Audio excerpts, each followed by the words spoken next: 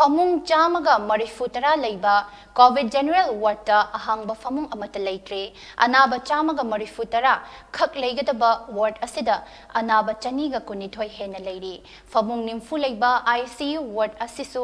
COVID anaba kuntranipan leiri haina Jnims ki director Dr. L Divena fongdorakli Wafam Jnims ki director Dr. L Divenga MAMI TV ga akhanana unaba amada fongdokibani MAMI TV ga akhanana unaba aduda Dr. L Diven hai COVID ki lighted asi thengnanaba Jnims ki maikai dagi akanba mawongda hotnari hospital asida lakpa COVID ki anaba khudingmak angamba thauna putoktuna hotnari ana layeng da mathok taba awatpa khutsu khulai sing menkhanaba honabada akanba miyeng thamli COVID ward number 2 da ICU bed tara amas so hapsilagani mamangda anabasingda lemna LFT KFT amadi random blood sugar na chingba test tawwa leplamba aduso July 15 dagi lemna testing tawba hori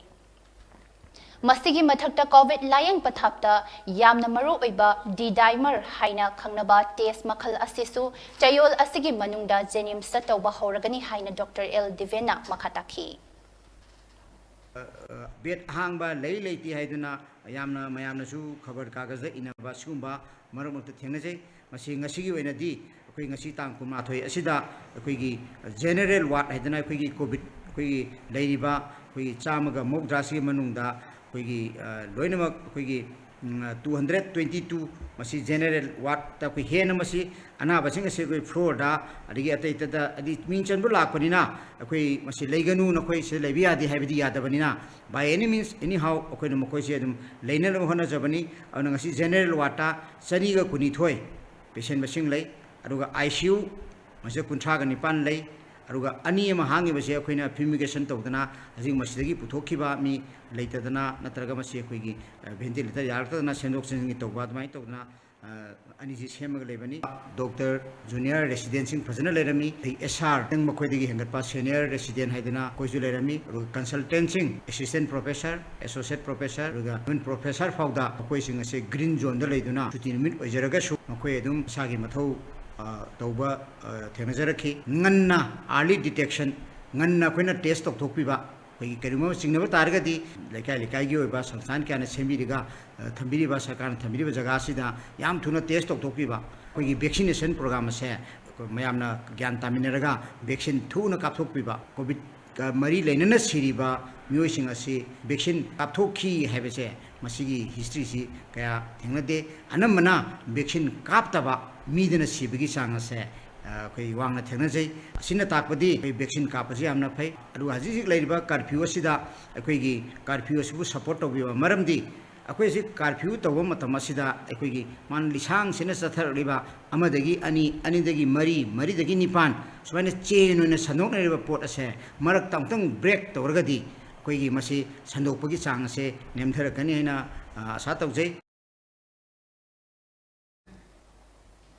Jnims ki oina paikhalakadaba thabak thoram singi matangda MAMI TV na hangba wahang amagi paukhum piraduna Dr. L Deven hai state asigi amatangairaba Jnims Medical College asi hauzik MBBS sit chama laibasigi mathakta sit yankhai hapsenduna sit chama ka yankhai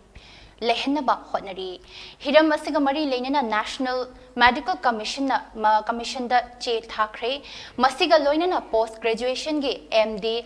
MS su hangdokna ba hotnari masigi damak NMC gi team ama laktuna yengsin kre haina Dr. L Divena makhataki post graduation MD MS habidi MBBS khaktana koi layeng basi kaya koi mayamna penadabanina masigi makhataba MD MS mai magi subject tu da id eye gi boiro adigi masi radio diagnosis gi oiro skin gi boiro aruga pediatric gi boiro mai makhal ji oina akoi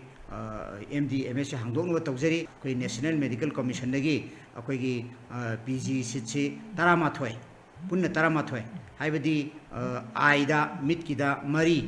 aduga radio diagnosis da ahum aruga akoigi skin dermatology ju hai masida ani aduga akoigi pediatric aina angangi se masida ani maga punna tarama thoisi koigi hengatpa yanana ba akoida pauktak si bibire tang kunna sida koi surprise visit NMC थाबीरमी मोई department तरह थाबीरमी Ahmad department से physiology community medicine forensic medicine surgery orthopaedic को अरुगा मसेदा अखोगी कनोगा अखोगी ENT अरुगा अरोइबदा अखोगी option gynae subject Taret सेदा अखोगी assessor लाकबिरगा मै Delhi दगी थारकपनी लाकांदा अखोगी मसेदा PG की तौरिबा परीक्षा ma'am से post graduation MD MS की तौरिबा परीक्षा ma'am से रिकॉग्नाइजेशन पीबगी दमकता रिपोर्ट से पूरा सटखरे रिपोर्ट क्वार्टर अखोगी फंगद्रिबा पुनः सुनद्रिबा प्रोफेसर मैम की असिस्टेंट प्रोफेसर मैम की पुनः कॉम्प्लेक्स से लेमिनरबा तारगदी कोई हेना अफब क्वालिटी मैनेजमेंट ट्रीटमेंट तब गमगनी मरम मोई लेब तारगदी इमरजेंसी की मतमदा कोई ngak सेला वाइल कैंपस पुनः लेमिननबा पांडम थमजरी मरक्सिदा ngasi Jnims की डायरेक्टर ना चेयर लौदुना Jnims की तोंगान तोंगान बा डिपार्टमेंट सिंगी हेड सिंगा कोविड की मतंगदा मिफम अमा ngasi पांगथोखरे लोइना Jnims की डायरेक्टर ना लुचिंगबा टीम अमना कोविड की वार्ड सिंगदा हकथेंगना चतुना कोविड की अना लायंगी अवार्ड अपा यिंगसिंगकी